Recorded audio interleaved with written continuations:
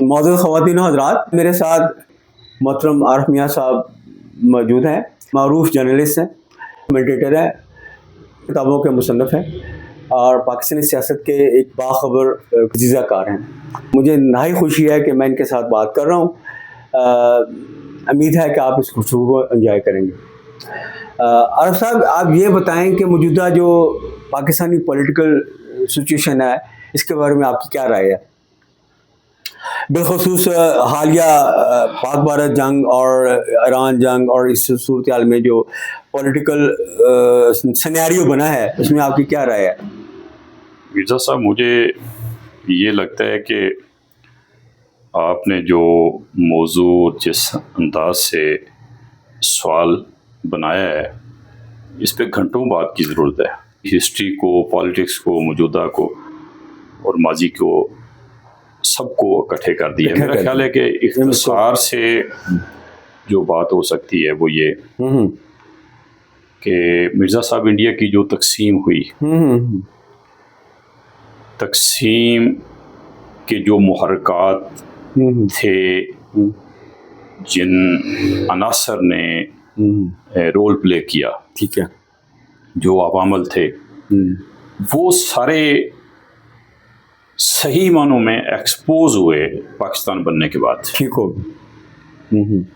پاکستان کے جو حالات ہیں، پاکستان کی جو تاریخ ہے، وہ ہمارے ماضی کو، پری پارٹیشن جو ہمارا رویہ رہا، ہماری پالیٹکس رہی، اس کو سمجھنے میں ہماری مدد کرتے ہیں. ویسے اگر کسی پاکستانی سے کہیں کہ پاکستان بننے سے پہلے یہ حالات تھے، وہ حالات تھے، ہم صحیح طور سے اس کے تاریخ کی جو حقائق ہیں اس کے سامنے رکھیں تو شاید اس کے لیے برداشت کرنا مشکل ہوگا، کیونکہ اس کا مائنڈ اس طریقے سے بنایا گیا. ٹھیک ہے.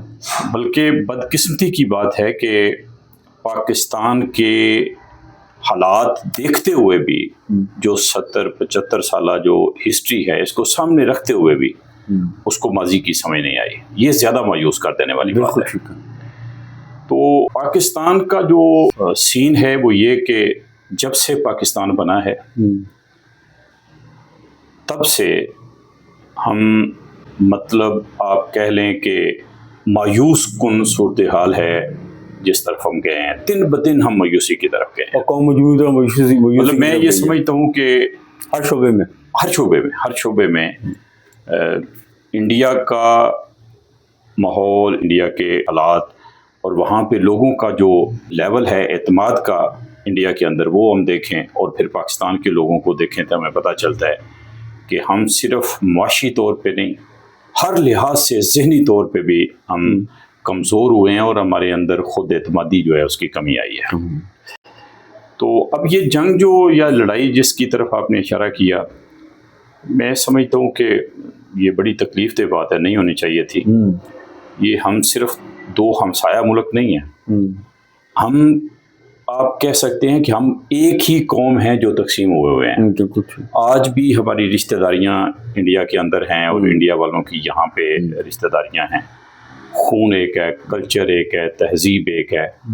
تو یہ لڑائی اس لحاظ سے بڑی تکلیف دہ ہے. لیکن ہوتا یہ ہے کہ جب ایک قوم میں، ایک سوسائٹی میں تقسیم ہوتی ہے تو بعض اوقات وہ زیادہ سویئر قسم کی ہوتی ہے، اس کے اندر جو شدت ہوتی ہے جذبات کی وہ ہوتی ہے. تو پاکستان کے اندر جو لوگ تقسیم کروانے والے تھے، انہوں نے اس نفرت کو، اس شدت کو جو علیحدگی کا سبب بنی، اس کو بڑھاوا دیا ہے، مسلسل بڑھاوا دیا ہے. اور اس کے نتیجے میں ہماری یہ صرف ابھی جو لڑائی ہوئی ہے یہ نہیں، اس سے پہلے بھی کئی دفعہ لڑائیاں ہو چکی ہیں. اور میں یہ بات بہت کھل کے کہنا چاہتا ہوں کہ بعض جرنیلوں نے بھی اس بات کا اعتراف کیا ہے. مثلا ایئر مارشل اصغر خان کی جو ویڈیو ہے، بالکل ٹھیک ہے، وہ سوشل میڈیا کے اوپر اویلیبل ہے، یوٹیوب پہ ہے.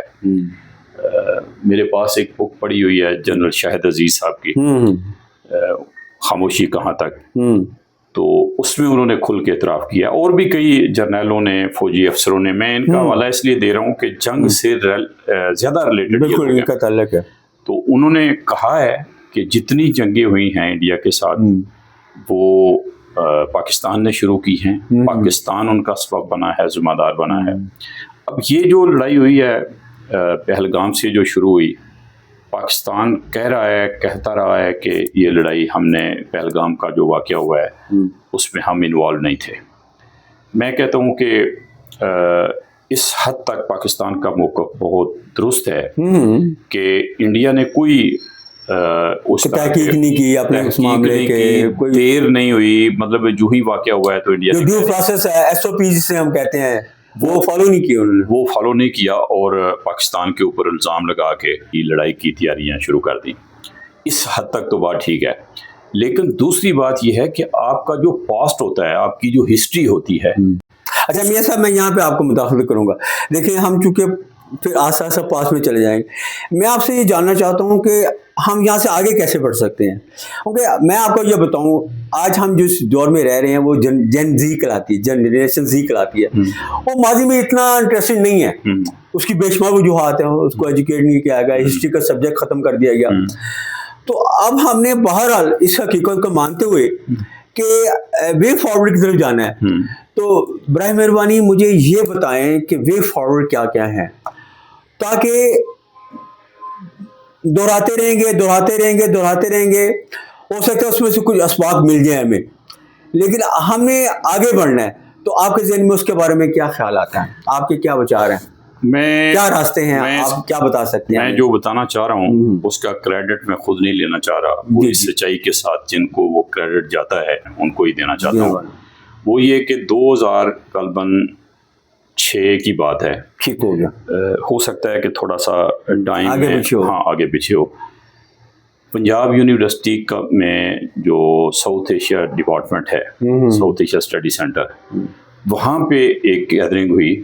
امریکنس آئے وہاں پہ، اسکالرس تھے. تو یہ میں نے خود اٹینڈ کیا اس کو، پروگرام کو. اس پروگرام میں امریکنس نے کہا کہ جو کرنا ہے پاکستان نے وہ ان کا اپنا بسیط ملک کے جو بھی اختیار ہے جس حد تک بھی ہے، ہماری سجیشنس ہیں. اور وہ جو سجیشنس انہوں نے دی پاکستان کو آگے بڑھنے کے لیے، اس میں نمبر 1 تھی کہ پاکستان ہمسایوں سے، خاص طور پہ اشارہ تھا ان کا انڈیا کی طرف کہ ہمسایوں سے اپنے تعلقات درست رہیں. پہلی بات. ہاں، جو بات انہوں نے شروع کی میں تھوڑی سی اس کی وضاحت کر دوں. انہوں نے کہا کہ جو افغان وار سے پہلے کا پاکستان ہے اور بعد کا پاکستان ہے، یہ 2 مختلف پاکستان. بالکل صحیح ہے. پاکستان کو اس فرق کو سمجھنا چاہیے کہ جب تک افغان وار کا ایشو تھا، معاملہ تھا، کمیونسٹ سوویت یونین کا ہوا تھا، تب تک جو لاڈ پیار پاکستان کو ملتے رہے، جو سلوک پاکستان کے ساتھ رہا، وہ شاید آئندہ نہ ہو. پاکستان کو یہ توقع نہیں کرنی چاہیے کہ اسی طرح سے پاکستان کو آئندہ بھی دنیا ٹریٹ کرے گی. تو پاکستان کو اب اس فرق کو سمجھتے ہوئے آگے بڑھنا چاہیے. اور اس کے لیے جو انہوں نے سجیشنز دیں، ان میں ایک میں نے پہلے بتائی. انہوں نے کہا کہ پاکستان ہمسایوں کے ساتھ، ہمارا مشورہ ہے کہ پاکستان ہمسایوں کے ساتھ اپنے تعلقات بہتر کرے. دوسرا انہوں نے یہ کہا کہ پاکستان اپنے جو ایکسپینڈیچرز ہیں، اخراجات ہیں، وہ اپنی معیشت کے مطابق کرے. اپنی جو حکومت کا سائز ہے اور جو اداروں کے اوپر اخراجات ہیں، اپنی فوج اپنی معیشت کے مطابق بنائے، اتنی محدود رکھے، ریفارم کرے. اور تیسرا انہوں نے کہا کہ پاکستان کو ہمارا مشورہ یہ ہے کہ پاکستان اپنا سلیبس جو ہے، ایجوکیشنل سسٹم جو ہے، وہ اپ ٹو ڈیٹ کرے اور ایسا ڈیولپ کرے کہ پڑھنے والے جو بچے ہیں، نوجوان ہیں، وہ کچھ کریٹ کرنے کے قابل ہوں. اچھا میاں صاحب، پھر میں انٹرپٹ کرنے کی جسارت کرتا ہوں. یہ پھر آپ نے 2006 کی بات کی، یہ بھی 18 سے 20 سال کی پرانی بات ہے. اس کے بعد بھی ایک وقت گزر گیا، ہمارے سامنے ہے. وہ کیا دیکھتے ہیں کہ کہیں ان چیزوں پہ عمل درآمد ہوا؟ میں سمجھتا ہوں اسی حوالے سے اس میں مشرف دور بھی آیا، اس میں 2 سول گورنمنٹ بھی آئیں، 2-3 گورنمنٹ بھی آئیں. میں سمجھتا ہوں کہ ہم دن بدن ورس سے ورسٹ کی طرف گئے ہیں اور جا رہے ہیں.